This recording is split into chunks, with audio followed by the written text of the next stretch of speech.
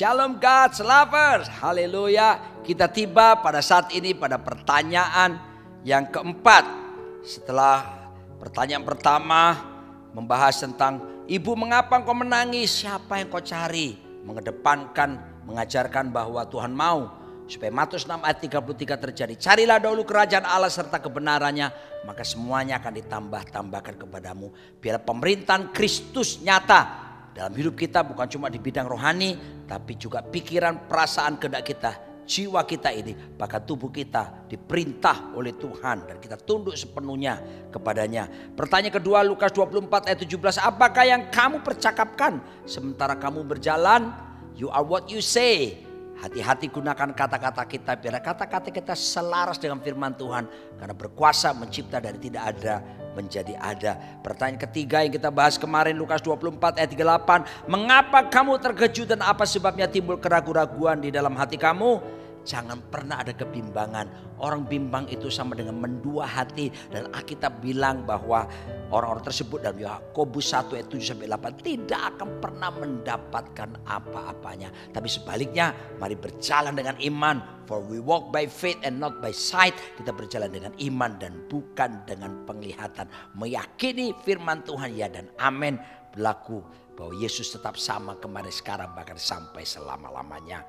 Pertanyaan keempat yang akan kita bahas pada hari ini dalam Yohanes 21 ayat kelima berkata, kata Yesus kepada mereka, hai anak-anak, adakah kamu mempunyai lauk pauk? Jawab mereka, tidak ada. Aduh kasihan sekali. Setelah semalaman mereka mencari ikan dan mereka tidak mendapati ada ikan di situ. Tapi waktu Yesus di tepi Danau Galilea berkata, tebarkan jalamu. Wah, dan ketika mereka mentaatinya, ditarik ikan begitu banyak sekali. Dan mereka baru sadar itu adalah Tuhan. Dan ternyata di tepi danau Tuhan sudah menyediakan, wow, makanan lezat. Ikan bakar Jimbaran Bali.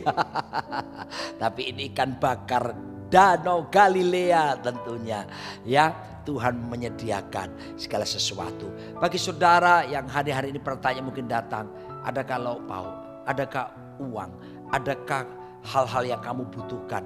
Berapa banyak kita sedang menghadapi pergumulan ekonomi, pergumulan keuangan dan sebagainya. Tuhanlah penyedia segala sesuatu. Dalam Filipi 4 ayat 19 berkata, Allahku akan memenuhi segala keperluanmu menurut kekayaan dan kemuliaannya dalam Kristus Yesus. Mari kita belajar mulai dari sekarang, bagian kita adalah memanage segala sesuatunya.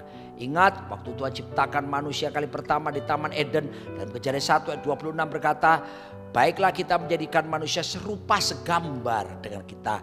Jadi Tuhan mau keserupaan terjadi dalam hidup kita. Ini bicara karakter.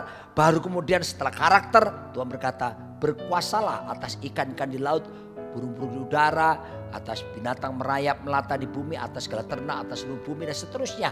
Ini bicara tentang fasilitasnya.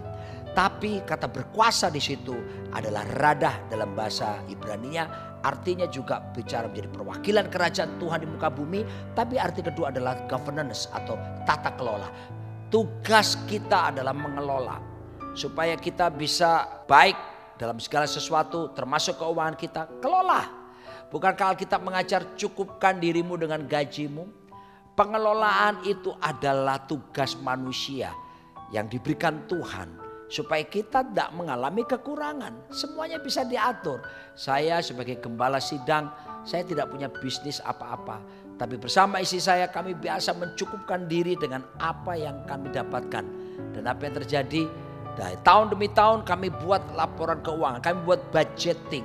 Pengeluaran tidak lebih daripada pemasukan. Sehingga akhirnya sampai hari ini puji nama Tuhan, dapat berkat Tuhan, anak-anak dapat beasiswa, boleh keluar, kuliah dan mendapatkan beasiswa, dan sampai hari ini kami tidak terlibat hutang. Kenapa? Semua dikelola dengan baik sekali. Nah, tetapi bagi setiap kita yang sedang dalam pergumulan hari ini, saya mau ajak kita mempunyai dasar iman yang kuat, tapi juga kelola keuangan saudara, tapi sekaligus kelola waktu saudara, kelola potensi saudara, dan berikutnya kerja keras. Haleluya. Karena itu perintah Tuhan di Taman Eden dalam Kejadian 2 ayat ke-15 berkata, usahakan taman ini, kerjakan taman ini. Walaupun Eden itu sudah indah laksana sorga di bumi, tapi di situ manusia disuruh bekerja. Bekerja itu bukan kutuk. Yang dikutuk Tuhan bukan manusianya, tapi tanahnya. Jadi saya ajak saudara semangat, ayo kerja, gaspol. Ayo kita bertanggung jawab sebagai kepala rumah tangga, hidupi keluarga kita, anak-anak kita. Kalau kita setiap perkara kecil, kita kelola keuangan kita dengan baik, Tuhan pasti akan berkati kita dan memberikan perkara-perkara besar dalam hidup setiap kita. Saya berdoa karena kita kelola dengan baik, tidak ada satupun kita punya hutang. Orang bebas hutang itu sukacitanya luar biasa. Dan saya berdoa setiap saudara bahkan bisa kelola keuangan sehingga akhirnya bisa menabur dengan baik, berinvestasi dengan baik, dan menjadi berkat bagi banyak orang. Haleluya. Itu yang Tuhan inginkan. Jangan lupa Dia Jehovah Jireh. Dia sanggup memberkati saudara. Dia El Shaddai, sanggup mensuplai segala kebutuhan hidup saudara. Jangan bimbang. Tetap teguh dan percaya, bagi Tuhan tidak ada yang mustahil. Bagi kita yang percaya kepada Tuhan pun tidak ada satupun yang mustahil. Kita akan berdoa. Tuhan berkati setiap saudara kami yang sedang dalam pergumulan keuangan, pergumulan ekonomi, rumah tangga dan segala kebutuhan yang dibutuhkan.